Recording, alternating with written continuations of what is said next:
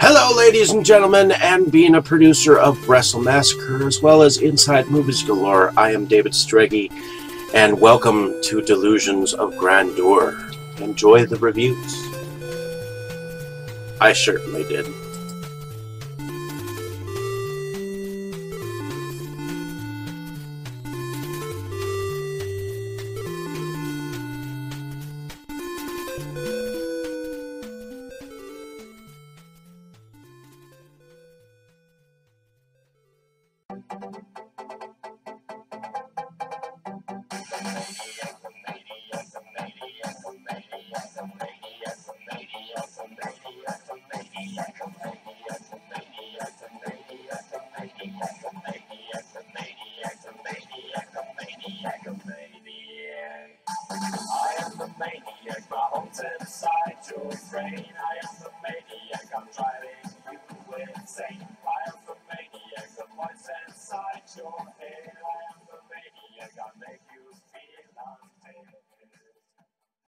Okay, Dave, that's it. Screw you and your college flunkies. I've had enough of this from you and from everyone else. I know what you guys are trying to do. Break me down, drive me out of the force. Well, it's going to take a hell of a lot more than a lame prank like this to get Curtis Mooney to throw in his badge, so fuck you. Over. Hello, ladies and gentlemen. Welcome back to Inside Movies Galore. I'm your host, David Strege, and today I have another review for you by a Spanish director by the name of Nacho Cerdà. Forgive me if I get the name wrong, but he was originally born in Catalonia, Spain, as Ignatius Cerdà, and that's what name he went under when he first directed this particular short film, which is part of a trilogy with two other directors. And those two other directors are Ethan Jacobson and Francisco Storr. And it turns out that Nacho Cerdà is actually plays the teacher. Ethan Jacobson plays one of the students in the room, and Francisco Storr plays plays a father and a student that is probably within the room as well. And we have a student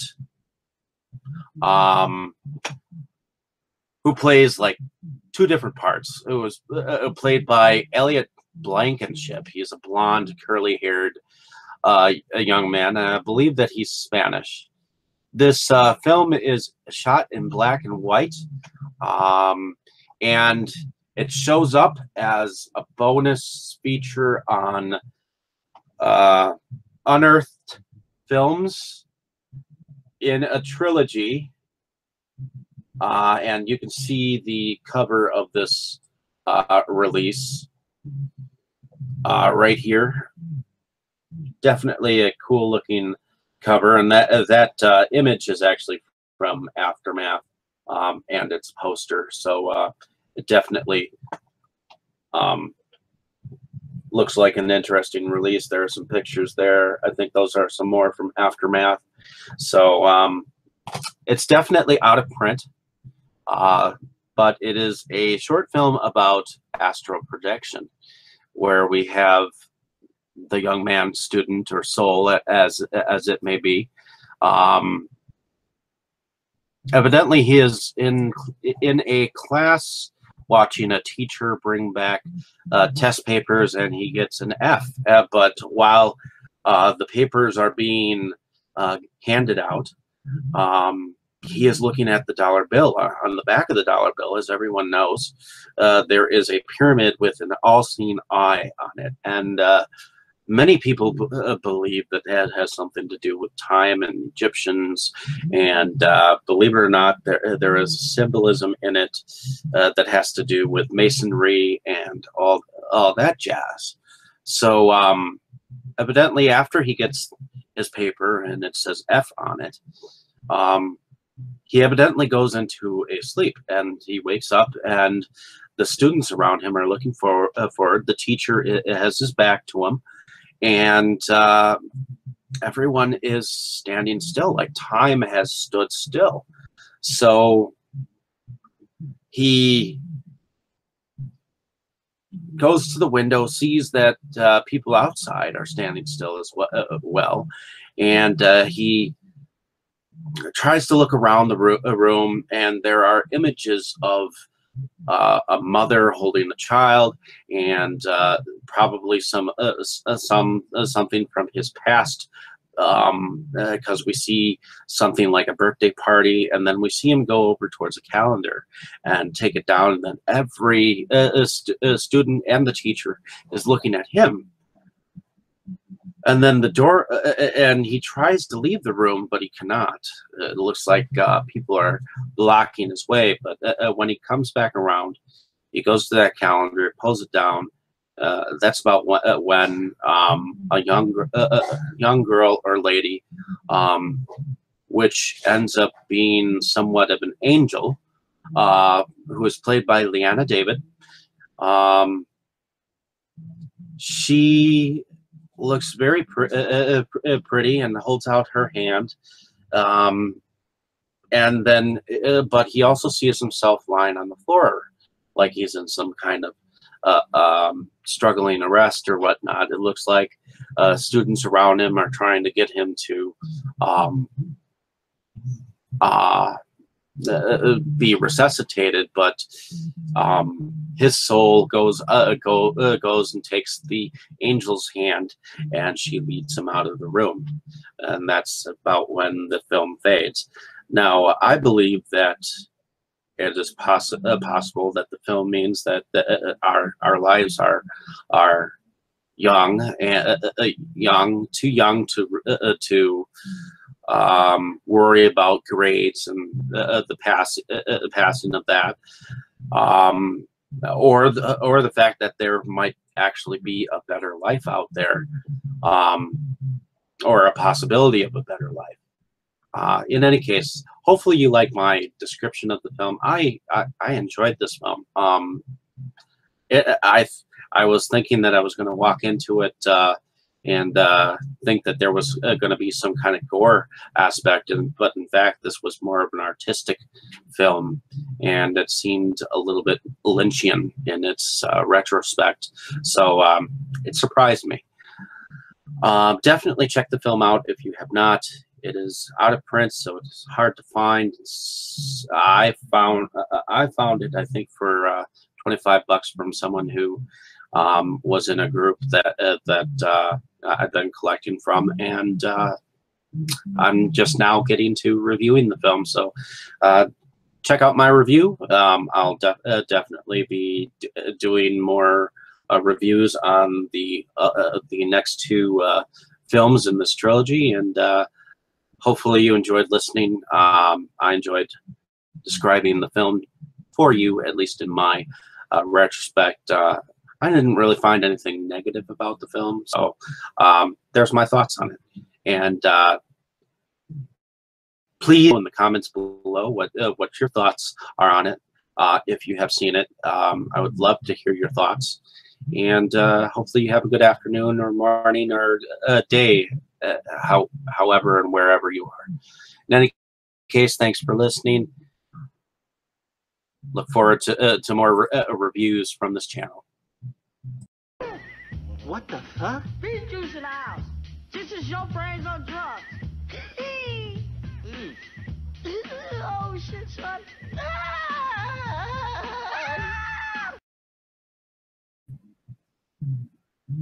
Hello, ladies and gentlemen. Hopefully you can hear me. My name is David Strege, and I have another review from you for you from Waken Productions director Nacho Cerdà, And forgive me if I pronounced his name wrong, but he directed the short film The Awakening. And, then in 1994, he directed another short film by the name of Aftermath, which kind of involves several men working in a morgue. And as the film begins, we see a young man bring a couple of cadavers into this morgue, and then we see two other morticians take a couple of cadavers out. And at first, I believe that they were starting to do an autopsy, but the butchery becomes quite more gruesome than you would normally think, as we see that while one watches another take apart a man's body, take out and cut out some of the organs and pull back the chest cavity or the skin, and then take and cut out the heart, and then put that in a jar, and then take all the other organs and then put them back into the chest cavity, and then stitch them up.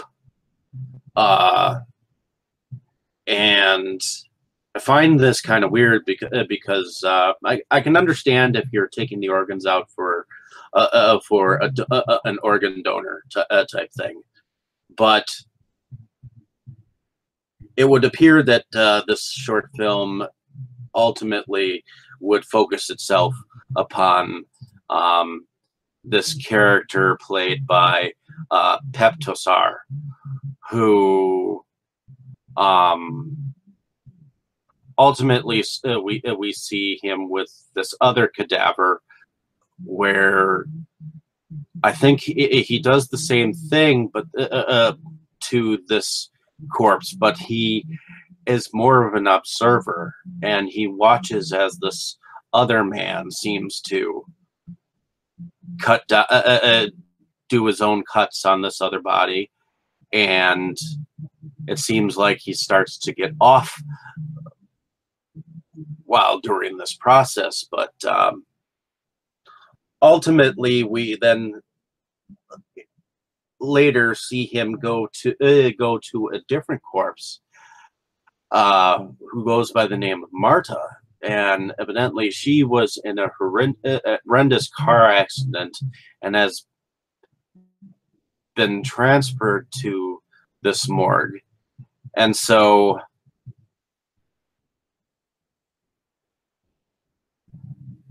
what he does is he takes and strips her of her clothing, this dead woman, and he literally starts to move his knife up and down the body, and little by little he works his way down to the corpse's pelvis area, and then repeatedly stabs her vagina in a very murderous fashion.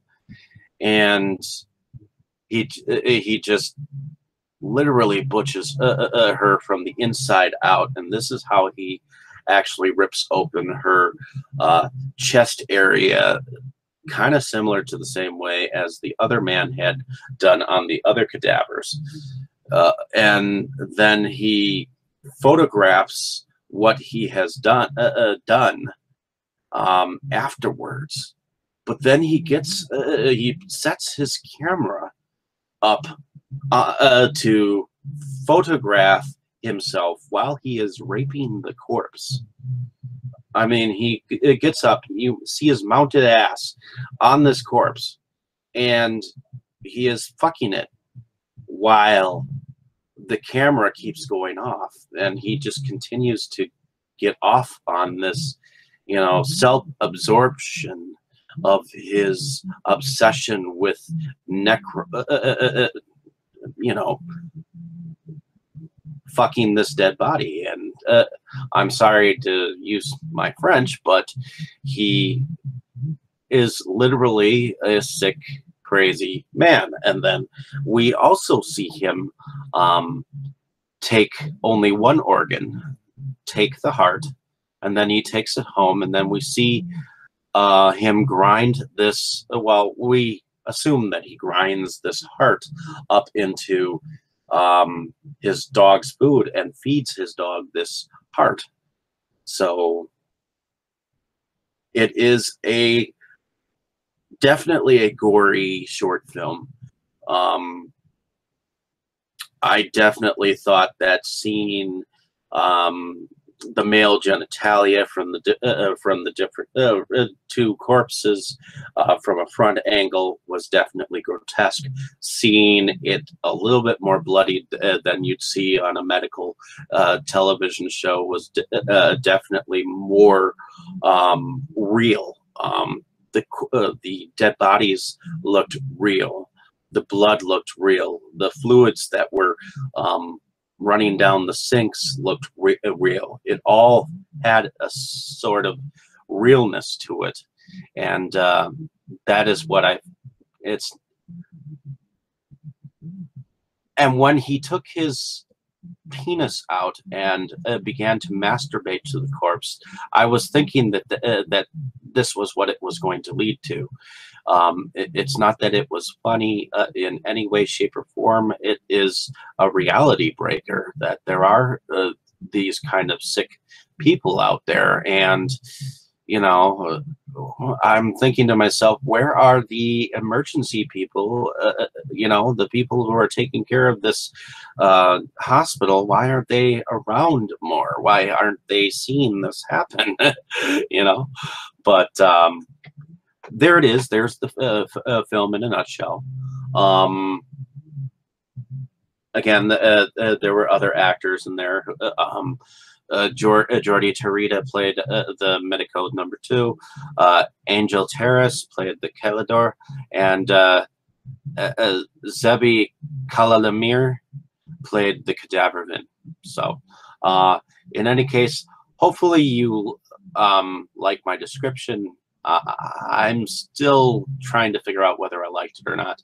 I definitely thought that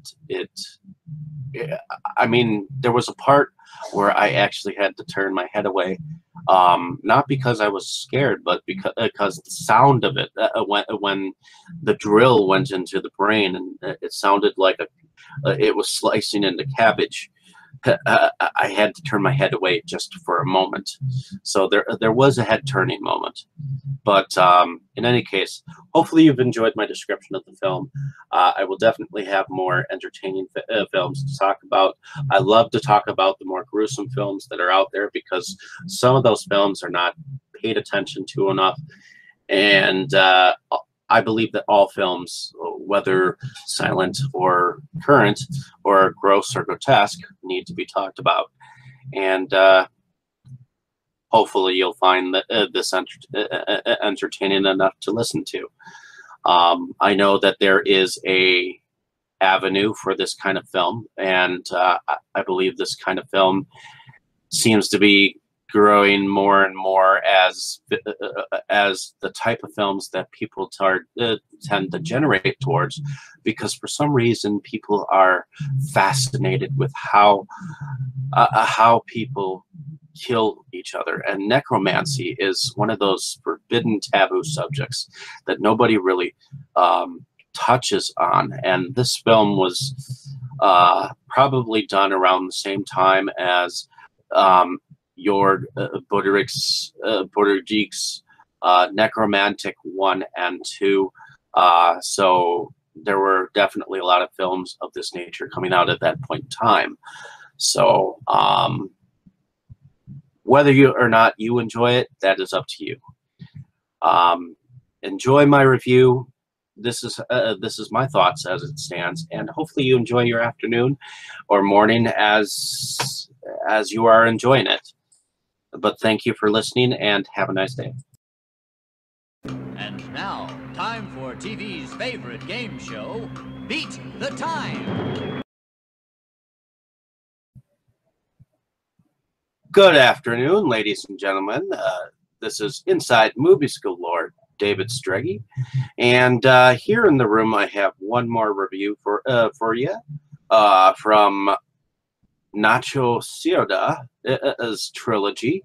And this short film is brought to us by Waken Productions and distributed by Unearthed Films. And it was filmed in 1998. And this was an absolutely beautiful film. It kind of reminded me of Roger Corman's Bucket of Blood just a little bit. The artist and the creation. So we have a man who has evidently had a wife who has been in a serious car wreck. And so he is creating out of clay. And we can see as the film begins, we see that he has created a ton of sculptures that are very beautiful. And so we see a full-figured nude of a woman who is holding her arm over her stomach, and I believe her arm is, or other hand is somewhat outstretched. And then shortly afterwards, the statue begins to bleed.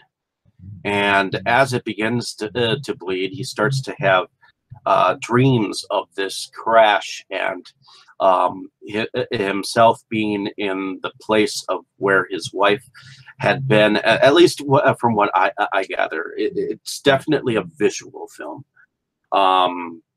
I mean, you can see images of the car wreck.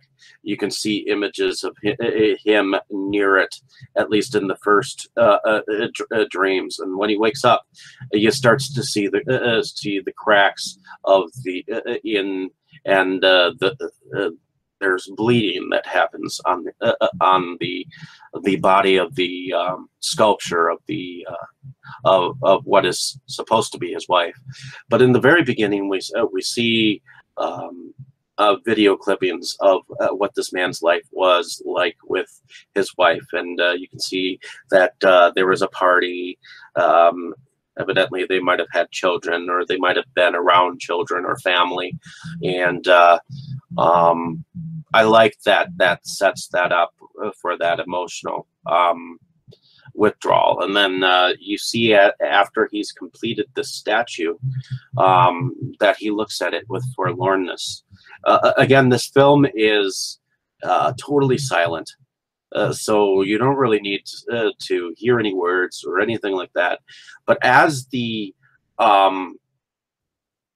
there are more cracks that show up on the body of the sculpture of this woman that he has sculpted in memory of his wife, which let me get to the actors. The actors are the sculptor is played by Pep Tosar, and the sculptor's wife is played by Trey Houlihan. And so we have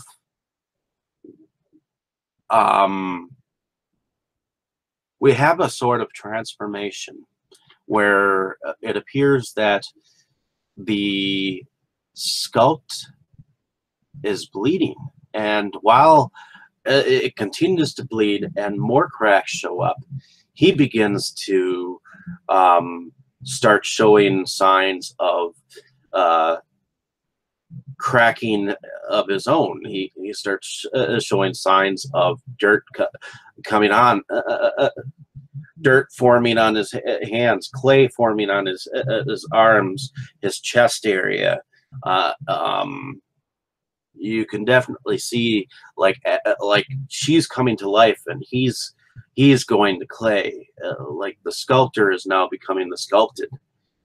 So I like that there's a sense of a death, rebirth, like he's giving his soul into the sculpt to bring his wife back to life, but he, in a sense, is losing his life and his soul just to bring her back. And I like those ideas, that concept, and it was just all beautiful seeing it happen. And I like this film even more than the first two, and I think that this film kind of is like the fulcrum of this trilogy. It's like not one of these short films has anything to do with each other, and yet they are a trilogy in their own. So you got death and rebirth, you got just total death and aftermath of the loving after, and then you have that what happens after death to the soul, you know. So it was definitely different seeing each one of these films. If this sounds like a film that you would definitely like to watch, I would suggest that you find it out on your own. And let me know what you think in the comments below, what you thought of the film, if you have seen it, or if you know someone that has seen it. Definitely like and subscribe to my channel and let me know your thoughts. Thank you for listening, and have a nice day or morning as you are having it. Definitely check out some of my other reviews on some of the earlier films, and I will have more for you as I watch the films that I watch. In any case, have a good afternoon. You were good, kid, real good. But as long as I'm around, you'll always be second best, see?